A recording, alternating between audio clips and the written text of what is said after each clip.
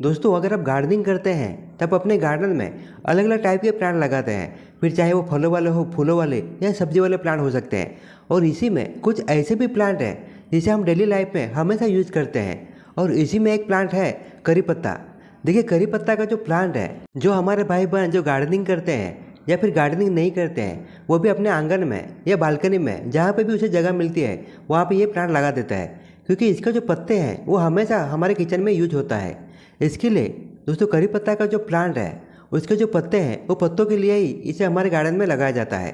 देखिए हम हमेशा ये ट्राई करते हैं कि हमारे गार्डन में जो करी पत्ता का प्लांट है ये बरगद की तरह घना हो और इसी के साथ साथ ये पूरा साल पत्तों से भरा रहे, ताकि इसके जो पत्ते हैं वो हम डेली लाइफ में यूज कर सके। देखिए करी पत्ता का जो प्लांट है ये देसी प्लांट है, यानी जो नीम का प्लांट है उसी वैरायटी का ये प्लांट है। वो कड़वा नीम है और ये मीठा नीम है। देखिए करी पत्ता का जो प्लांट है इसे ज़्यादा केयर की आवश्यकता नहीं होती है। और मेन बात तो ये जो प्लांट है ये काफ़ी बड़ा होता है, इसके लिए इसे काफ़ी ज़्यादा मात्रा में इसे ज़मीन में ही लगाया जाता है। पर गार्डनिंग करने वाले जो भी भाई बहन है या जिनके पास दोस्तों गार्डन नहीं है वो अपनी बालकनी में इसे पोट्स में लगा देते हैं। देखिए अगर आपने अपने गार्डन में इस प्लांट को लगा कर रखा है, अगर उसकी ग्रोथ अच्छी तरह से नहीं हो रही है या इसके जो पत्ते हैं ये बहुत ही कम मात्रा में आ रहे हैं और कभी कभी आप देखते हैं कि इसके जो पत्तों की साइज़ है ये भी काफ़ी छोटी हो जाती है, अगर ये सारी समस्याएं आपके गार्डन में जो करी पत्ता का प्लांट है उसमें नज़र आ रही है तो कुछ बातों का आपको ध्यान रखना होगा। देखिए करी पत्ता का जो प्लांट है वो देसी प्लांट है। इसके लिए दोस्तों इसकी जो केयर है वो देसी प्लांट की तरह ही हमें करनी होगी। तो आज की वीडियो में मैं कुछ ऐसी टिप्स बताऊंगा जिसका अगर आप फॉलो करेंगे तो आपके गार्डन में जो करी पत्ता का प्लांट है वो साल भर हरा भरा तो रहेगा ही, पर इसी के साथ साथ वो बर्गर की तरह घना भी हो जाएगा। तो चलिए फिर दोस्तों वीडियो की शुरुआत करते हैं।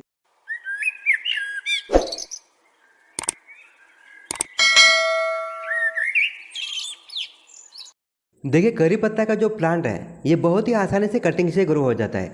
और मेन बात तो इसका जो मदर प्लांट है, यानी आप देखते हैं कि जिस प्लांट को आपने ज़मीन में लगा हुआ है उसके आस पड़ोस में जहाँ पे भी इसके रूट जाते हैं वहाँ पे बहुत सारे छोटे बेबी प्लांट रेडी होते हैं। अगर उस प्लांट को आप लेके आते हैं तो ये बहुत ही आसानी से ग्रो हो जाता है, क्योंकि दोस्तों इसमें ऑलरेडी रूट्स होते हैं।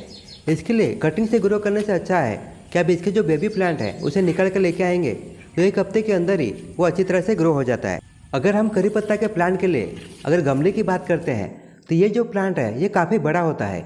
इसके लिए आपको कम से कम 12 प्लस यानी 12, 14 या 16 इंच का ही गमला लेना है। अगर आप छोटा गमला लेते हैं तो आपको हर साल इसका जो रूट्स है उसकी प्रूनिंग करना पड़ेगा।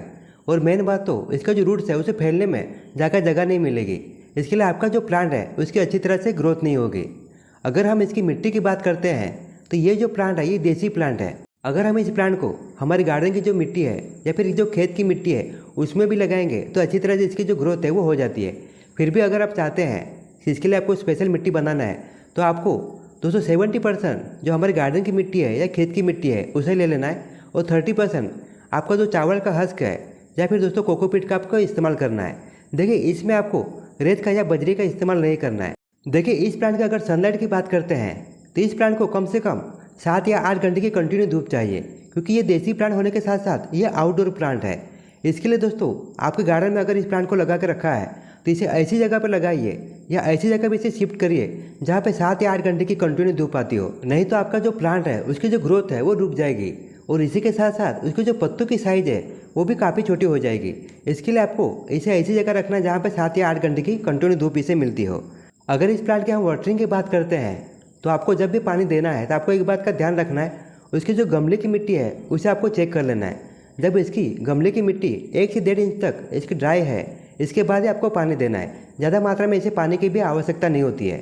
देखिए करी पत्ता का जो प्लांट है वो देसी प्लांट होने के कारण इस पर बहुत ही कम मात्रा में किसी बीमारी का अटैक होता है। बरसात के मौसम में और सर्दी के मौसम में इस पर कभी कभी मिलीबग का अटैक होता है। इसके लिए आपको हर 15-20 दिन में अगर नीम ऑयल का स्प्रे करेंगे तो काफ़ी हो जाता है। देखिए इसके जो पत्ते हैं वो हम दोस्तों खाने के लिए यूज करते हैं।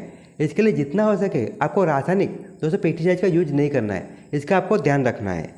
देखिए अगर आपने अपने गार्डन में जो करी पत्ता का प्लांट लगा कर रखा है उसमें 1 या 2 ही ब्रांचेस हैं तो इसकी ज़्यादा मात्रा में ब्रांचेस पाने के लिए आपको हार्ड प्रूनिंग करना बहुत ही आवश्यक होता है। अभी जो आप प्लांट देख रहे हैं इसकी मैंने एक महीने पहले ही इसकी हार्ड प्रूनिंग की थी। इसके लिए आप देख सकते हैं इसमें काफ़ी ज़्यादा मात्रा में नई ब्रांचेस आई है, और जितनी ज़्यादा ब्रांचेस रहेगी उतना ही ये प्लांट घना हो जाएगा और इसी के साथ साथ ये पूरा प्लांट पत्तों से भरा रहेगा। इसके लिए आपको हार्ड प्रूनिंग करना बहुत ही आवश्यक होता है। देखिए आपके गार्डन में जो भी गमले में लगे हुए प्लांट है उसमें आपको हर 15-20 दिन में जो गमले की मिट्टी है उसकी गुड़ाई करना बहुत ही आवश्यक होता है। देखिए गुड़ाई करने से जो एयर सर्कुलेशन क्रिया है ये बहुत ही फास्ट हो जाती है और इसके कारण जो हमारा प्लांट है उसके जो रूट्स है उसे ज़्यादा मात्रा में ऑक्सीजन की सप्लाई होती है। इसके लिए आपको गुड़ाई करना बहुत ही आवश्यक होता है। देखिए कड़ी पत्ता का जो प्लांट है वो देसी प्लांट होने के कारण इसे बहुत ही कम मात्रा में फर्टिलाइजर की आवश्यकता होती है। आपको 3 महीने में एक बार जो फर्टिलाइजर मैं आपको बना के दिखाने वाला हूँ उसका अगर यूज करेंगे तो आपको अगले 3 महीने तक कोई अदर फर्टिलाइजर यूज करने की जरूरत नहीं पड़ेगी। देखिए आपके गार्डन में जो प्लांट है वो खासकर जो गमले में लगे हुए हैं, आपको लगता है कि हमेशा मेरे प्लांट हेल्दी रहे तो इसके लिए आपको हर 6 महीने में या 7 महीने में इसकी जो ऊपर की 2 या 3 इंच की जो लेयर है मिट्टी की उसे आपको निकाल देना है और उसकी जगह पे आपको नई मिट्टी का यूज करना है। तो आप देख सकते हैं जो करी पत्ता का प्लांट है उसके लिए मैं नई मिट्टी का यूज कर रहा हूँ और इस प्लांट के लिए जो हम फर्टिलाइजर लेने वाले हैं वो भी हम इस मिट्टी में मिक्स कर लेंगे। तो आप देख सकते हैं आपको 2 मुट्ठी भर जो वर्मी कंपोस्ट है उसका इस्तेमाल करना है। देखिए वर्मी कंपोस्ट में काफ़ी ज़्यादा मात्रा में नाइट्रोजन, सल्फर और पोटास पाया जाता है। अगर आपके पास वर्मी कंपोस्ट नहीं है तो उसकी जगह पे आप गोबर के खाद का भी इस्तेमाल कर सकते हैं। और इसी फर्टिलाइज़र में जो हम दूसरी चीज़ लेने वाले हैं वह है दोस्तों नीम की खली। देखिए नीम की खली में काफ़ी ज़्यादा मात्रा में न्यूट्रिशन तो होता ही है पर इसी के साथ साथ इसमें एंटी फंगल और एंटी बैक्टीरिया के गुण होते हैं। अगर इसे गमले की मिट्टी में डालते हैं तो हमारे जो प्लांट उसके जो रूट्स है उसे डेवलप करने में काफ़ी हेल्प होती है। और इसी के साथ साथ अगर आपके गमले की मिट्टी में कोई भी हार्मफुल बैक्टीरिया है तो उसे भी ये ख़त्म कर देती है। इसके लिए नीम के खली का बहुत ज़्यादा मात्रा में इस्तेमाल होता है। और इसी में जो हम तीसरी चीज़ लेने वाले हैं वो अंडे के छिलकों का पाउडर। देखिए अंडे के छिलकों में काफ़ी ज़्यादा मात्रा में कैल्शियम होता है। अगर आप अंडे के छिलकों का इस्तेमाल नहीं करना चाहते हैं तो इसकी जगह पे जो खाने वाले चूना है या फिर लिखने वाले जो चौक है उसका भी आप इस्तेमाल कर सकते हैं।